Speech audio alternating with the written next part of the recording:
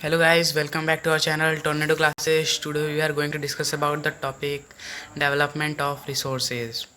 Resources are the free gifts of nature. As result, human beings started them use indiscriminately. Means resources जो हमको free gift मिले हैं nature से, जैसे oxygen हो गया, वाटर हो गया, इनको हम लोग इतना ज़्यादा यूज़ कर रहे हैं जिसका कुछ साइड इफ़ेक्ट आ गया है, उसी को हम लोग पढ़ेंगे आज। This led to some major problems, बताया ना मैंने, कुछ प्रॉब्लम्स आ गई हैं इसकी वजह से। कैसे प्रॉब्लम आ गई, क्या प्रॉब्लम आ गई हैं? Depletion of resources for satisfying the greed of few individuals.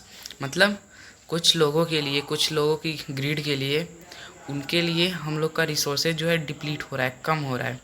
जैसे कुछ लोग हैं आपके सोसाइटी में, मान लो कोई है बहुत अमीर है, तो वो दिन भर गाड़ी चला रहा है, पेट्रोल उड़ा रहा है, और कोई एकदम गरीब है तो उसको पेट्रोल तो मिल नहीं पा रहा है। तो ऐसा थोड़ी ना है कि पेट्रोल हर आदमी के लिए बटा हुआ है कि आपको ज़िंदगी में इतना पेट्रोल मिलेगा, आप चाहें तो यूज़ करिए, नहीं तो अपने बेटे को दे दीजिए।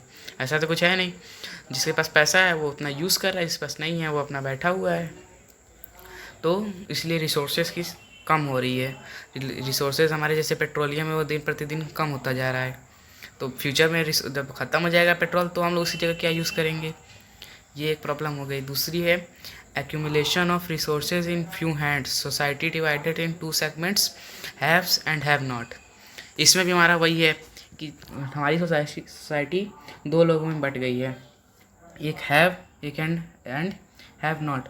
मतलब एक जिनके पास हो सब कुछ और दूसरे जिनके पास ना हो। होने से क्या मतलब है? होने से यहाँ मतलब ये है कि जैसे मान लो कि आप बहुत अमीर है, आपके पास बहुत पैसा है, तो आप गाड़ी भी ज़्यादा चलाओगे, पेट्रोल भी ज़्यादा यूज़ करोगे। आप चाहे तो अपना वाटर पूरा अपना स्विमिंग पूल खोल दोगे। आप जो गरीब है भैया, उसके पास गाड़ी नहीं है तो पेट्रोल कहाँ से लेगा, पेट्रोल कहाँ से यूज़ करेगा? तो पेट्रोल तो पहले उससे बच गया। उसके बाद अब वहाँ स्लम्स में रह रहा है तो स्लम्स में कोई स्विमिंग पूल नहीं ना रहेगा, तो स्विमिंग पूल का भी पानी बचा लिया वो। ऐसा थोड़ी ना है कि उसको पानी वो मिल जाएगा आगे फ्यूचर में, उसका बेटा अमीर हुआ, स्विमिंग पूल बनाया तो उसको पानी मिल जाएगा। पानी तो वो यूज़ कर लिया। तो पानी जब कभी ना कभी ख़त्म होगा, पेट्रोल कभी ना कभी ख़त्म होगा, सारी चीज़ें हमारे पास लिमिटेड है। जब कभी ख़त्म होगा तब दोनों को दिक्कत होगी, जो अमीर होगा उसको भी दिक्कत होगी, जो गरीब होगा उसको भी दिक्कत होगी। लेकिन ज़्यादा अपनी नीड्स को सेटिस्फाई पहले कौन कर लिया? ज़्यादा अपनी नीड्स को पहले सेटिस्फाई अमीर लोग कर लिए। तो इस तरह से हमारी society haves and have not में बटी हुई है। तीसरा हमारा आ गया ग्लोबल इकोलॉजिकल क्राइसिस, जैसे global warming, ozone layer depletion, etc. इसमें हम एग्जांपल ले सकते हैं। इसमें हम पेट्रोलियम का एग्जांपल लेते हैं। जैसे आप गाड़ी चला रहे हैं, पेट्रोल का यूज़ कर रहे हैं, उसमें से पीछे से धुआं निकलता है। अगर आप मान लो कि 10 साल में कुछ धुआं निकल रहा है, 10 साल में कुछ धुआं निकल रहा है, अगर आप गाड़ी को कम कम चलाते हैं, अगर आप उसको जो इंडिविजुअल्स हैं उसको ज़्यादा यूज़ करते हैं, तो 10 साल 20 साल का धुआं आप 10 साल में निकाल दीजिए। तो उससे जो ओजोन लेयर का डिप्लीशन होगा वो थोड़ा ज़्यादा होगा, डबल होगा कि नहीं? ग्लोबल वार्मिंग भी उससे डबल होगी। तो इस वजह से जो indiscriminately use of free gifts of nature resources का इनडिस्क्रिमिनेटली यूज़ के कारण ये global warming, ozone layer depletion जैसी भी समस्याएं हमारे सामने आ रही हैं आज की डेट में। इसको भी कम करना ज़रूरी है। अब हमारे बुक पे दूसरा पॉइंट दिया, ये सारा जो मैं आपको बता रहा हूँ ये सारे अपने बुक में से ही, मैंने एनसीईआरटी के बुक में से ही पॉइंट्स लिए हैं। मैं कहीं बाहर से या कहीं और से नहीं लेकर के आता हूँ। उसके बाद है sustainable development. Development should take place without damaging the environment and development in the present should not be compromised with the needs of the future generation।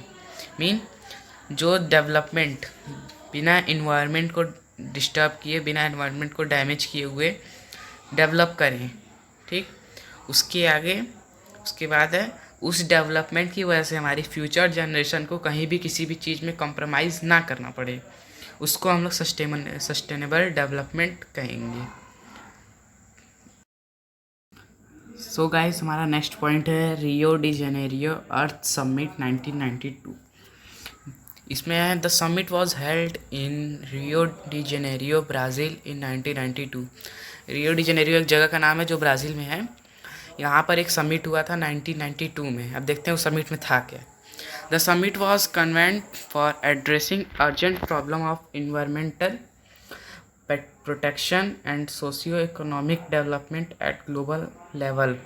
Means इस सबमिट में ये था कि हमारे जो एनवायरमेंटल प्रोटेक्शन है उसको कैसे हम लोग बढ़ा सकें, अपने एनवायरनमेंट को कैसे प्रोटेक्ट कर सकें, और जो सोशियो इकोनॉमिक डेवलपमेंट है उसको ग्लोबल लेवल तक कैसे लेकर के आ सकें। मीन्स खाली हमारे बचाने से या हमारी कंट्री में ये ग्लोबल वार्मिंग या ऐसी समस्याएं कम करने से नहीं होगा, पूरे वर्ल्ड को इसके लिए कदम उठाने होंगे। इसी में हमारे agenda 21 accepted for achieving sustainable development in 21st century, इसी में 21st सेंचुरी में एजेंडा 21 को एक्सेप्ट किया गया। अब आगे देखेंगे हम लोग कि इस एजेंडा 21 में आखिर था क्या। Agenda 21 signed and declared by leaders in 1992 at United Nations conference on environment and development at Brazil. ये तो हम लोग ऊपर देख चुके हैं कि कैसे 1992 में रियो डी जेनेरियो में ब्राज़ील में एक साइन हुआ, उसमें एजेंडा 21 को एक्सेप्ट किया गया। और इसमें हम लोग को एक क्वेश्चन आ सकता है ऐसा कि किस जगह पे हुआ, तो उसमें हम लोग लिखेंगे UNCED से हो सकता है, sense United nation conference of on environment and development. United nation के इस पार्ट के द्वारा ब्राज़ील में रियो डी जेनेरियो 1992 में ये रियो डी जेनेरियो समिट हुआ था। It aims to achieving global sustainable development. It aims to achieving global sustainable development। Means इसका एम क्या था, इसका लक्ष्य क्या था कि ग्लोबल सस्टेनेबल डेवलपमेंट को बढ़ावा दिया जाए। जो डेवलपमेंट है जिससे कि हमारे इन्वायरमेंट को भी डिस्टर्ब नहीं होना चाहिए, हमारे फ्यूचर जनरेशन को भी कोई कंप्रोमाइज़ ना करना पड़े, मतलब कि हमको उससे कोई दिक्कतें नहीं है उस डेवलपमेंट से। तो करो भैया, जितना डेवलपमेंट करना है उतना ज़्यादा डेवलपमेंट करो, जब हमको कोई प्रॉब्लम नहीं है तो क्या दिक्कत है। ये उसका एम था। It is agenda to combat environmental damage, poverty, mutual needs ETC। मतलब ये एजेंडा था जिस लड़ने के लिए, किससे लड़ने के लिए, अब युद्ध नहीं करना है यहाँ पे, ये वैसा वॉर नहीं है, ये सिंपल सा वॉर है जो हम लोग सबको लड़ना होगा, कोई सामने दुश्मन नहीं खड़ा है। Environmental damage, poverty, mutual needs ETC। Environmental damage मतलब जो ओजोन लेयर डिप्लेशन हो रहा है, आपका ग्लोबल वार्मिंग हो रहा है, ये सब क्या है, सब एनवायरमेंटल डैमेज है। तो इसको कंट्रोल करने, इससे हमको लड़ना है, इसको होने ही नहीं देना है। पॉवर्टी, गरीबी को अपने देश से, अपने जगह से, अपने लोकेलिटी से इसको दूर करना है। म्यूचुअल नीड्स मतलब अपनी सारी जो म्यूचुअल नीड्स है उसको हम पूरा करेंगे बिना किसी को डिस्ट्रॉय किए, बिना नेचर को डैमेज किए हुए। Every local government should draw its own local agenda 21। Means हमारे यहाँ जैसे आप देखे होंगे, देखते ही हैं, देखे नहीं होंगे कि एक सेंट्रल गवर्नमेंट है, उसके बाद स्टेट गवर्नमेंट है, लोकल गवर्नमेंट है। वैसे ही एजेंडा 21 को अगर हम लोग बनाते हैं तो ये पूरे वर्ल्ड वाइड पे बना है एक बार में। अब वर्ल्ड वाइड को सबको तो पूरा, अब जैसे बनारस है तो अब बनारस को आप वर्ल्ड वाइड तो थोड़ी ना कह सकते हैं, वर्ल्ड वाइड के नियम तो यहाँ लगेंगे नहीं। तो हर लोकल गवर्नमेंट को कहा गया कि आप अपने लिए एक एजेंडा 21 बनाइए, और उसमें एजेंडा 21 का जो मेन पार्ट है उसको लिखिए और उसको बनाइए। उसके जो मेन जैसे हैं कि the summit was convent for addressing urgent problems of environmental, petroleum protection and socio economic development at global level. मतलब हमारे ये सब जो हमारे सोशियो इकोनॉमिक डेवलपमेंट, इसको हम अपने ग्लोबल लेवल तक लेकर के जाएं, एनवायरमेंटल प्रोटेक्शन को बढ़ाएं, ये सारा हमको लोकल लेवल पे करना होता है। यही हमारा एजेंडा 21 था। सो गाइस, हमारे चैनल को प्लीज़ लाइक, सब्सक्राइब, कमेंट कर दीजिएगा, और जो आपको ना समझ में आया हो उसको आप कमेंट कर सकते हैं। अगली वीडियो में मैं उसका ज़रूर एक्सप्लेनेशन कर दूँगा। और थैंक्स, आज के लिए बस इतना ही।